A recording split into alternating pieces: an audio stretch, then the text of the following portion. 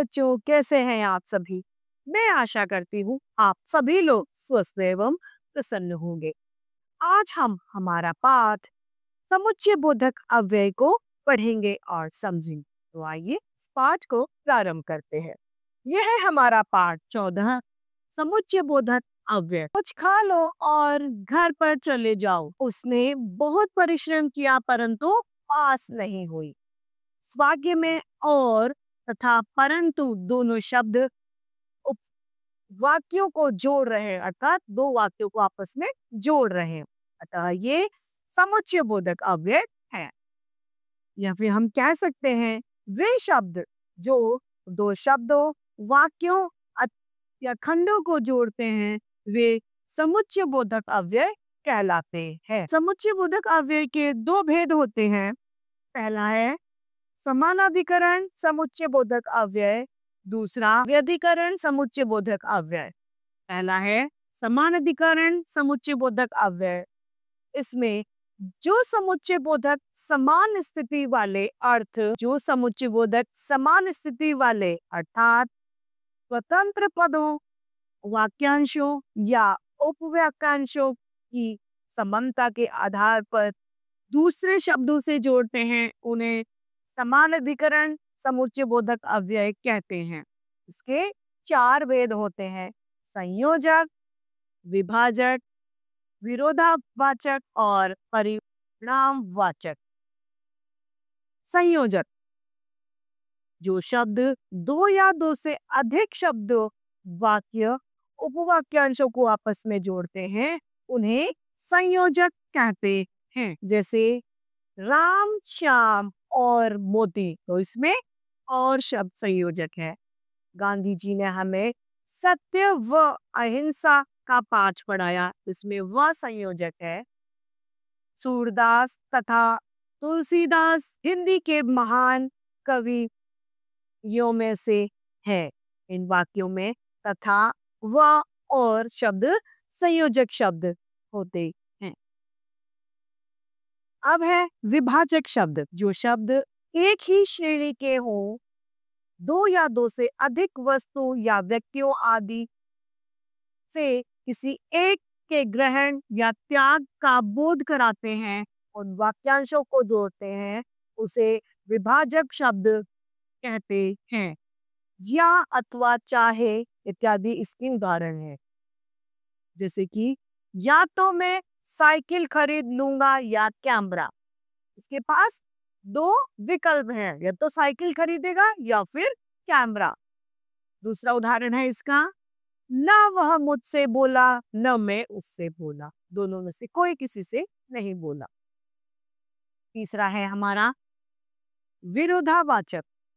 इसमें जो समुच्चय बोधक अव्यय दो उपवाक्यों को जोड़ते हैं पर दोनों का परस्पर विरोध बताते हैं, वे विरोधवाचक कहलाते हैं। कमलेश तो आ गया परंतु विमलेश नहीं आया। वीर अहंकारी नहीं वरन विनम्र होता है। अब है घ परिमाणवाचक, जिसमें मात्रा का पता चलता है। जो अव्यय पहले वाक्य का परिमाण दूसरे वाक्य में बताए उसे परिमाणवाचक कहते हैं। जैसे कि मैं बीमार था इसीलिए विद्यालय नहीं आया, कारण बताना। जोर से वर्षा हो रही थी अतः कम विद्यार्थी आए। दूसरा है व्यधिकरण समुच्चय बोधक अव्यय। जिन शब्दों के द्वारा एक मुख्य वाक्य में एक या एक से अधिक आश्रित वाक्य जोड़े जाते हैं, उन्हें व्यधिकरण समुच्चय बोधक अव्यय कहते हैं। ये चार प्रकार के होते हैं। पहला संकेतवाचक, स्वरूपवाचक, कारणवाचक और उद्देश्यवाचक। पहला संकेतवाचक, जो समुच्चय शब्द वाक्य में संकेत या शर्त प्रकट करते हैं। कोई भी संकेत डायरेक्शन बताता है या फिर किसी तरीके की कोई शर्त रखता है, उसे संकेतवाचक समुच्चय बोधक कहते हैं। जैसे यदि पढ़ोगे तो सफलता मिलेगी, पढ़ोगे तो ही सफलता मिलेगी।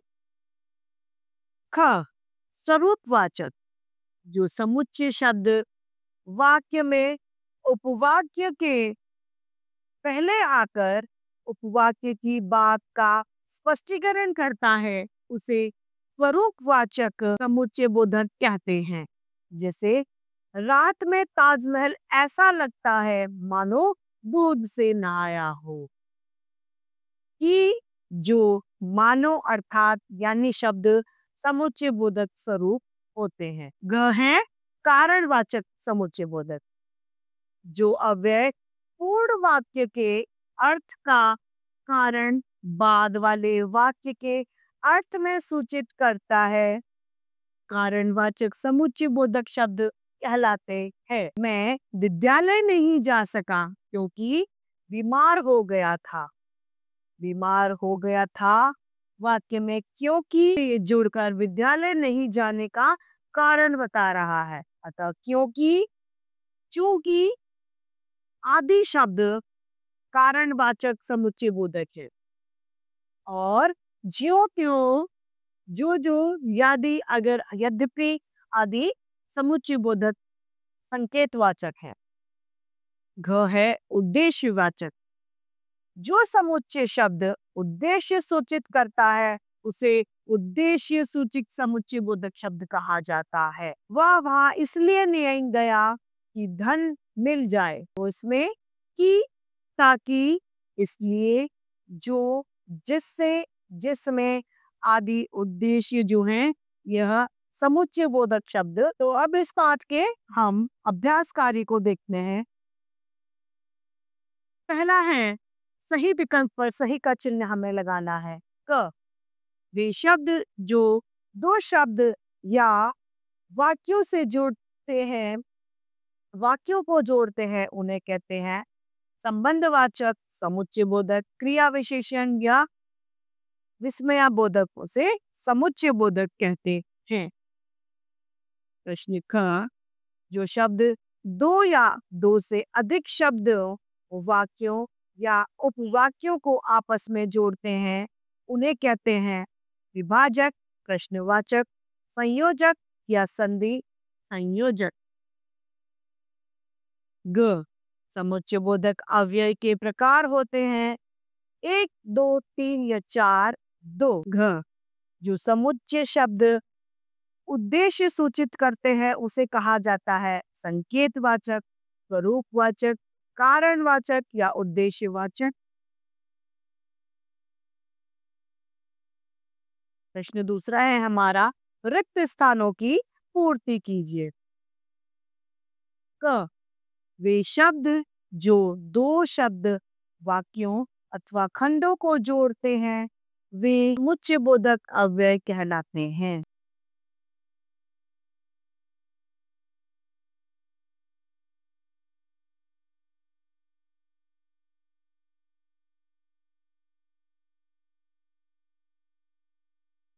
ख, तस, क, स्वानाधिकरण समुच्चय बोधक अव्यय के 4 भेद होते हैं। ग, सूरदास और तुलसीदास रिक्त स्थान के महान कवियों में से हिंदी के।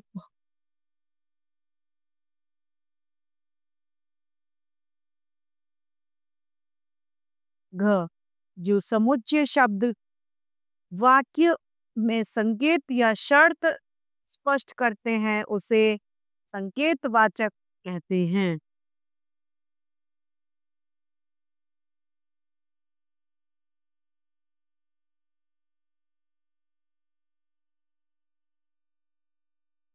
अब है प्रश्न तीसरा, निम्नलिखित प्रश्नों के उत्तर दीजिए।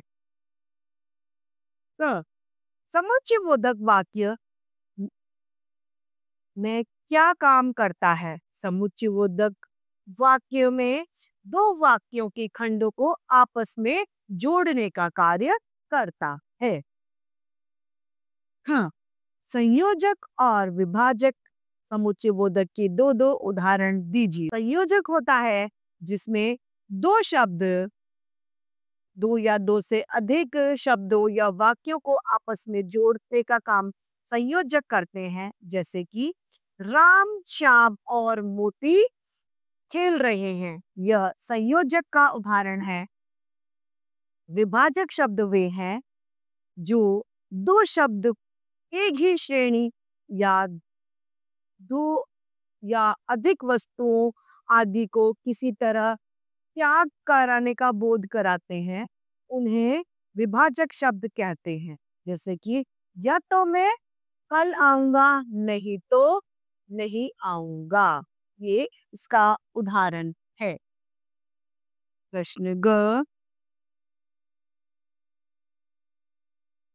समान अधिकरण समुच्चय के कितने भेद होते हैं? प्रत्येक का उदाहरण दीजिए। समान अधिकरण समुच्चय बोधक अवयव के 4 भेद होते हैं। पहला संयोजक, दूसरा विभाजक, तीसरा विरोधावाचक, चौथा परिमाणवाचक। परिमाणवाचक का उदाहरण है मैं बीमार था इसीलिए विद्यालय नहीं आ सका। विरोधावाचक का उदाहरण है कमलेश तो गया परंतु विमलेश नहीं आया। विभाजक का उदाहरण है या तो मैं साइकिल लूंगा, नहीं तो कैमरा लूंगा। संयोजक का उदाहरण है राम श्याम और मोती खेल रहे हैं। अब है प्रश्न क, व्याधिकरण समुच्चय बोधक के 4 उदाहरण। व्याधिकरण समुच्चय बोधक के 4 उदाहरण हैं। व्याधिकरण समुच्चय बोधक अव्यय का पहला उदाहरण है जो, तो, यदि, अगर, यद्यपि, तथा, आदि। तो इस तरीके से हमारा यह पाठ समाप्त होता है। मैं आशा करती हूँ आप सभी लोगों को यह पाठ भली भांति रूप से समझ में आया होगा। तो आज के लिए इतना ही, फिर मिलते हैं। धन्यवाद।